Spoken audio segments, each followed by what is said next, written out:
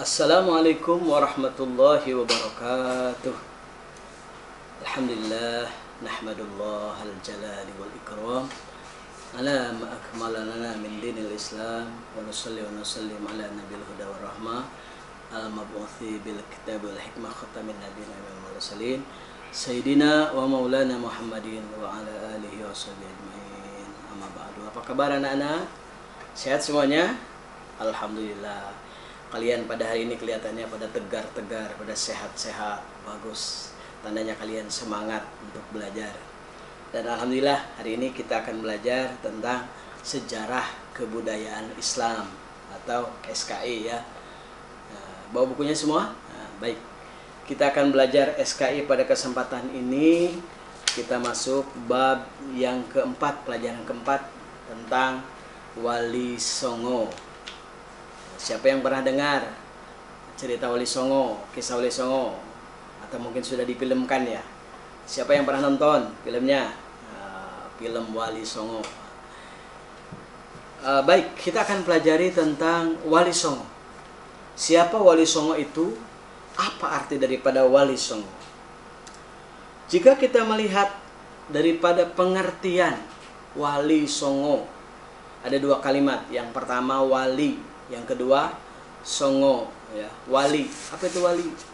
Saya juga wali Pak, wali murid, wali kelas. Beda. Wali di sini adalah penyuluh atau penghulu bidang agama. Beda dengan penyuluh zaman sekarang, penghulu zaman sekarang. Dulu ya, tatkala penyebaran Islam, Indonesia ini dulu belum termasuk wilayah Islam. Belum banyak penduduk yang beragama Islam di zaman dulu ya. Makanya ketika itu pada abad ke-14 pertama kali ya, datanglah para penghulu agama. Penghulu ini bermacam-macam yang mengajarkan agama dari berbagai wilayah. Yang mengajarkan agama, penyuluh agama, penghulu agama, di sini tercatat ada 9 yang sangat berjasa pada penyebaran agama Islam di negara tercinta kita, Republik Indonesia. Ada 9 bahasa Jawanya Sanga atau Songo. Songo itu 9 ya. Kalau pitu, berapa pitu? 7 ya. Nah, pitu 7. Kalau Songo 9. Belajar bahasa Jawa ya. Itulah hebatnya Indonesia, banyak berbagai macam bahasa. Wali Songo, Wali 9. Siapa Wali Songo, Wali 9 itu? Pertama, Sunan Gresik. Ya, Sunan apa? Sunan Gresik. Yang kedua, Sunan Ampel. Yang ketiga, Sunan Giri. Yang keempat, Sunan Bonang. Keempat, Sunan Bonang. Yang kelima, Sunan Kalijaga. Yang keenam, Sunan Derajat. Yang ketujuh, Sunan Muria. Yang kedelapan, Sunan Kudus. Dan yang kesembilan, Sunan Gunung Jati. Ya, ada Pak di Ciputat, Sunan Gunung Jati. Itu beda lagi ya. Itu nama-nama yang diabadikan. Ya, nama-nama yang diabadikan. Baik. Kita akan membahas masalah siapa mereka, sejarahnya Wali Songo yang 9 ini. Secara singkat akan Bapak bahas. Untuk lebih jelasnya silakan kalian buka di buku masing-masing. Pelajari. Kalau ada yang perlu ditanyakan, dengan sangat senang Bapak akan berikan jawabannya ya. Kalau Bapak bisa, nanti pasti akan Bapak jelaskan. Kalau Bapak ada kendala, Bapak cari dari sumber dari yang lain, begitu ya. Baik, yang pertama Sunan Gresik. Sunan Gresik itu dikenal juga dengan Maulana Malik Ibrahim, atau nama aslinya adalah Makdum Ibrahim As-Samarqandi. Beliau dilahirkan di daerah Samarkand, Asia Tengah, mulai pada abad ke-14. Beliau juga disebut dengan Syekh Maghribi. Akan tetapi masyarakat Jawa mengenalnya dengan sebutan Sunan Gresik. Beliau juga sangat dekat dengan masyarakat dengan seperti Maulana Ishaq, ulama terkenal di Samudra Pasai. Maulana Malik Ibrahim atau Sunan Gresik ini pernah bermukim di Campak atau sekarang disebut dengan daerah Kamboja sana selama 13 tahun sejak tahun 1379. Siapa yang sudah lahir? 1379. Kalau kita belum ada yang lahir ya pasti. Maulana Malik Ibrahim, Makdum Ibrahim As-Samarqandi ini yang lebih dikenal dengan Sunan Gresik, beliau lahirnya pada tahun 1379. Ia menikah dengan putra raja yang memberinya 2 putra. Putra yang pertama namanya Raden Rahmat atau jadi Sunan juga namanya Sunan Ampel. Dan yang kedua Said Ali Murtadho alias Raden Santri.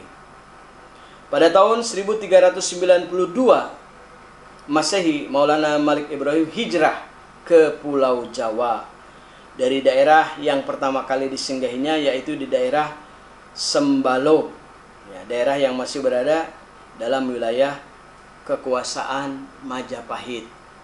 Ya. Desa Sembalo sekarang adalah daerah Leran Timur, Kecamatan Manyar, terletak 9 km dari arah utara kota Gresik. Tuh, hebatnya Sunan Gresik sampai ada kota namanya Kota Gresik. Ya, Gresik ini Sunan Gresik atau sejarah daripada Maulana Malik Ibrahim. Banyak pelajaran yang kita dapat dari Maulana Malik Ibrahim. Di antaranya beliau mengembangkan agama Islam di Pulau Jawa. Caranya bagaimana? Caranya pertama, dia melakukan pendekatan di kalangan rakyat jelata. Didekati rakyat-rakyat mereka, tidak langsung diceramahi, tidak langsung diberikan petunjuk, tidak langsung disalahkan, ya. Tapi mendekati dulu, pendekatan di kalangan rakyat jelata. Yang kedua, menghilangkan penggolongan kasta. Dulu masih ada tingkatan ini yang lebih rendah, ini yang lebih tinggi, ini tingkat ini diganti. Maka dengan pendekatan itu Maulana Malik Ibrahim, Makdum Ibrahim As-Samarqandi ini atau Sunan Gresik ini, dia menghilangkan penggolongan kasta-kasta sosial yang dibuat oleh mereka. Kemudian yang ketiga, mendirikan tempat ibadah, membangun pesantren. Walaupun mungkin dulu masih sederhana, tapi dia bikin tempat-tempat ibadah, tempat-tempat pesantren, tempat berkumpul orang-orang untuk melakukan mengkaji pelajaran, membuka ilmu dan mendekatkan diri kepada Allah. Dan yang keempat, menyebarkan Islam juga di kalangan istana. Di sana ada kerajaan-kerajaan, lalu dikati dengan istana-istana.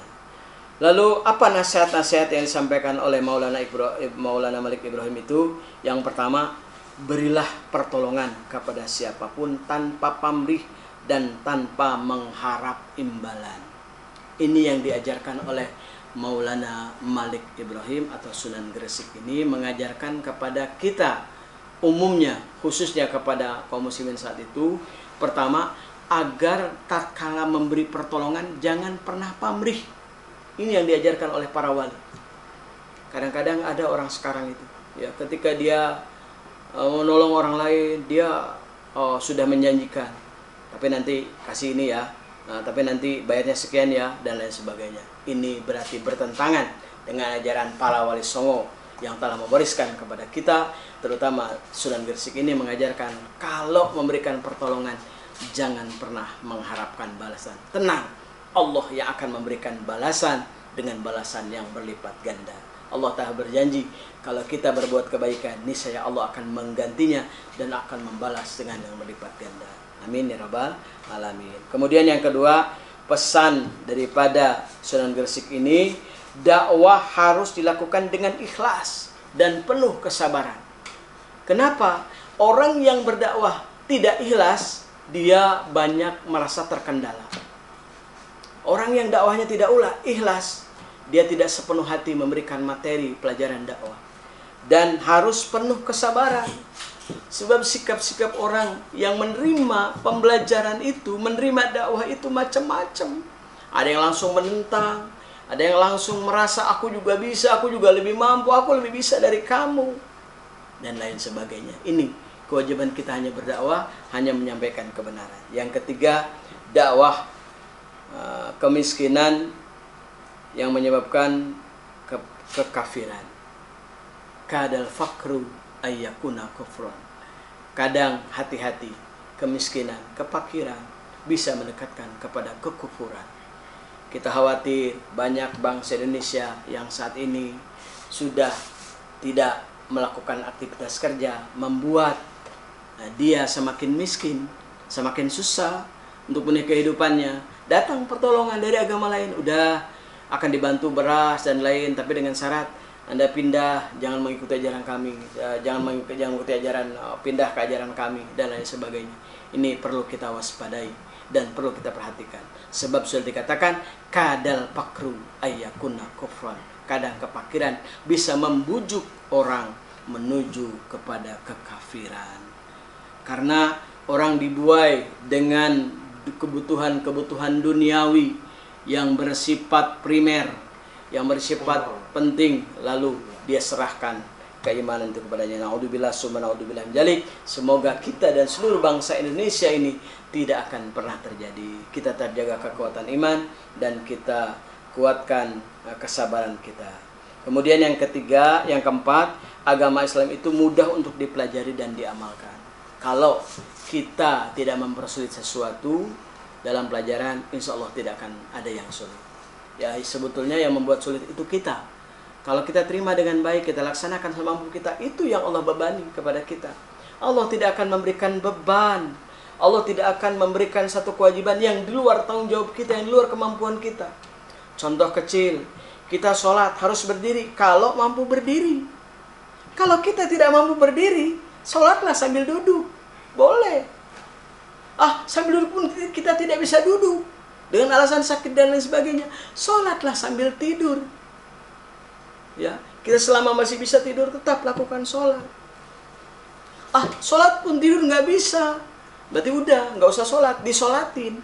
Karena orang yang sholat sendiri tidak bisa tidur berarti sudah meninggal dunia. Inna lillahi wa inna ilaihi raji'un. Itu agama Islam itu mudah dipelajari untuk diamalkan. Dan yang kelima, dalam berdakwah harus mengedepankan kemudahan dan jangan kita persulit. Pasti ya, segalanya akan terasa mudah kalau kita tidak mempersulitnya. Amin. Baik, itu yang pertama Sunan Gresik. Yang kedua kita bahas Sunan Ampel. Siapa Sunan Ampel? Sunan Ampel adalah Raden Rahmat. Sunan Ampel berasal dari kerajaan Campa, yakni daerahnya di Aceh, merupakan anak daripada Maulana Malik Ibrahim, Sunan Gresik tadi ya, dengan putri kerajaan Campa. Akhirnya Sunan Ampel ini, beliau tinggal dan mengajarkan agama Islam di daerah Ampel atau Ampel Denta. Namanya sekarang sudah menjadi kota Wonokromo di daerah Surabaya sana ya. Sunan Ampel masuk ke Pulau Jawa pada tahun 1443. Bapak ulangi, 1443. Sekarang tahun 2020. Waduh, subhanallah. Sudah sekian tahun ya. Bersama adiknya namanya Sayyid Ali Al-Murtado. Sebelum ke Jawa Tengah, beliau singgah di daerah Palembang. Di Palembang, Sunan Ampel ini selama 3 tahun. Atau Raden Rahmat ini ya, Sunan Ampel. Jangan salah. Ketika ditanyakan siapa Raden Rahmat, ya Sunan Ampel. Siapakah Sunan Ampel? Ya Raden Rahmat. Itu nama gelarnya. Selama 3 tahun di Palembang, beliau pergi ke Gresik dan dilanjutkan ke Majapahit. Sunan Ampel menikah dengan putri seorang adipati di Tuban. Dari pernikahan ini beliau dikaruniakan beberapa putra dan putri. Di antaranya yang menjadi penerusnya adalah Sunan Bonang dan Sunan Derajat. Itu sekelumit tentang Sunan Ampel. Sunan Ampel, apa yang diajarkan Sunan Ampel? Sunan Ampel ini mengajarkan istilah moh lima. Barangkali yang sudah pernah tahu, moh lima itu apa? Pertama, moh main. Yang kedua, moh ngombe. Yang ketiga, moh maling. Yang keempat, moh madat. Yang kelima, moh madon. Ini bahasa Jawa. Seruan ya kepada kita untuk 5 moh. Moh itu artinya jangan, tidak boleh. Pertama, moh main. Moh main itu artinya tidak boleh berjudi. Orang mencari uang dengan mudah, ini dengan cara berjudi. Ketika dia untung, ketika dia menang dapat besar. Padahal judi itu akan membawa kekalahan dan kerugian dunia dan akhirat. Ya, terlebih Allah akan murka buat orang yang mencari uang dengan cara berjudi, dan uangnya pun tidak akan membawa berkah. Uangnya pun uang yang haram. Ya. Yang kedua, moh ngombe. Ngombe itu minum, tidak boleh minum minuman keras, minum minuman yang dilarang. Ya, berupa bir dan lain-lain, berbagai macam merek minuman yang dijual dan dipasarkan untuk menenangkan pikiran, padahal itu mengundang murka Allah dan akan lebih menjadikan orang itu seperti orang gila karena minum, otak dan pikirannya hilang. Ya, makanya hati-hati. Yang ketiga, 5 moh itu adalah moh maling, tidak boleh mencuri. Yang keempat, moh madat, tidak boleh menggunakan narkotik, moh madat. Yang kelima, moh madon, tidak boleh berzina. Ya, berzina itu adalah cara binatang. Allah telah memberikan tuntunan mulai sunnah Rasul mengadakan pernikahan. Ya, dengan nikah itu semua yang haram menjadi halal. Sunan Ampel diperkirakan wafat tahun 1481 Masehi di Demak dan dimakamkan di sebelah Masjid Ampel, Surabaya. Kalau kita yang mau berziarah, jalan-jalan ke Surabaya, mampir kemana? Ke Masjid Ampel. Mungkin ada yang sudah pernah ya di antara kalian ya. Baik, kita lanjutkan sekarang yang ketiga, Sunan Giri. Sunan Giri nama kecilnya itu Jaka Samudra. Suka ada yang pakai sekarang ya, Ustadz Jaka Samudra, padahal itu adalah nama Sunan Giri. Ayahnya bernama Maulana Ishak yang berasal dari Pasai, dan ibunya bernama Sekardadu. Beliau adalah Sekardadu ini putri dari Raja Belambangan di Jawa Timur. Sunan Giri lahir di Belambangan atau yang sekarang disebut dengan daerah Banyuwangi ya, pada tahun 1442 Masehi. Sunan Giri belajar pesantren ya, milik Sunan Ampel, belajar dari pesantren sana, tempat di mana Raden Patah juga belajar. Dulu memang cara belajar yang efektif adalah mereka pada di pesantren seperti yang dilaksanakan oleh Sunan Giri ya, Sunan Ampel, Raden Pajar semua. Di sana beliau bersahabat dengan Maulana Makdum Ibrahim. Biasa kalau sama santri itu berteman dan bersahabat ya, apalagi sama-sama mengemban pendidikan dan ajaran agama Islami. Oleh itu beliau diajarkan oleh gurunya di Pasai, nama gurunya adalah Raden Paku ya. Dia diberi nama Ainul Yakin.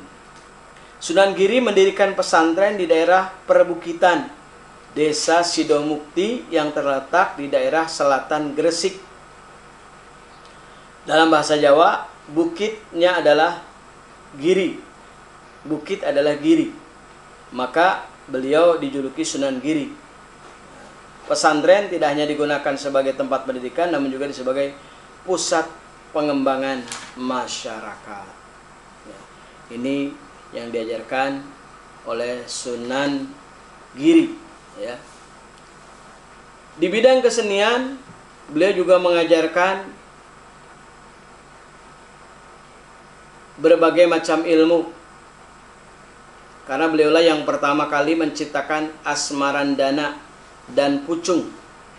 Beliau juga menciptakan tembang-tembang dolanan anak-anak yang bernuansa Islam, seperti jamuran, cublak-cublak suweng ya. Terus lagi jatihungan, jithungan dan delikan, itu semua karya daripada Sunan Giri ya. Sunan Giri atau Raden Paku itu memerintah kerajaan Giri selama kurang lebih 20 tahun. 20 tahun. Mulai tahun 1487 sampai tahun 1506. Ketika memerintah Giri Kedaton, beliau bergelar sebagai Prabu Satmata. Ya, Prabu Satmata adalah Sunan Giri. Kemudian yang keempat, baik anak-anak sekalian, kita tetap refresh dan semangat. Ya, yang keempat kita pelajari masalah Sunan Bonang. Sunan Bonang merupakan putra dari Sunan Ampel. Nama kecilnya adalah Raden Makdum Ibrahim.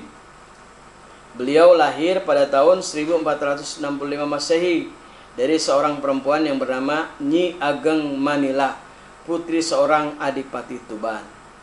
Sunan Ampel memerintahkan Raden Makdum Ibrahim untuk berdakwah di daerah Lasem, Rembang, daerah Tuban, di mana? Jawa Timur, ya. Di desa itu beliau membangun pesantren yang kini dikenal dengan nama Watu Layar. Ini ditanyakan pesantren Watu Layar, nggak pada ingat. Padahal situ adalah pesantren yang dibangun oleh Sunan Bonang, ya. Dalam berdakwah, Sunan Bonang sering menggunakan kesenian rakyat untuk menarik simpati mereka. Itulah cara berdakwah itu begitu, harus menyesuaikan dengan kondisi masyarakat di situ. Yaitu berupa seperangkat gamelan yang disebut bonang. Bonang itu adalah nama gamelan, ya. Bonang adalah sejenis kuningan yang ditonjolkan di bagian tengahnya. Beliau melihat kejadian itu, bila benjolan itu dipukul dengan kayu lunak, akan timbullah suara yang merdu di telinga penduduk setempat, gitu ya. Sunan Bonang membunyikan bonang. Banyak penduduk yang datang ingin mendengarnya, dan tidak sedikit dari mereka yang ingin mempelajari dan ingin belajar membunyikan bonang itu sekaligus melakukan tembang ciptaan Sunan Bonang. Tembang-tembang yang diajarkan oleh Sunan Bonang adalah tembang yang berisikan ajaran-ajaran agama Islam. Sunan Bonang juga dikenal sebagai dalang yang pandai mengubah cerita pewayangan dengan memasukkan ajaran agama Islam. Sunan Bonang wafat di Pulau Bawean pada tahun 1525 Masehi dan dimakamkan di Kota Tuban, Jawa Timur, di sebelah barat Masjid Agung. Demikian yang Bapak sampaikan tentang perkembangan Islam di Pulau Jawa oleh para wali songo yang telah Bapak sebutkan. Semoga ada manfaatnya. Apabila banyak kesalahan, banyak kehilapan dalam penyampaian, kurangnya kesempurnaan kata-kata Bapak, tentunya itulah kehilapan. Mohon dibukakan pintu maaf yang sebesar-besarnya. Apabila ada benarnya, baiknya ambil, catat, dan jadikan itu sebagai pelajaran untuk kita contoh dalam kehidupan. Terima kasih. Mohon maaf. Subhanakallahumma wa bihamdika asyhadu an la ilaha illa anta astaghfiruka wa atubu ilaik. Mohon maaf. Walaupun minkum. Wassalamualaikum warahmatullahi wabarakatuh.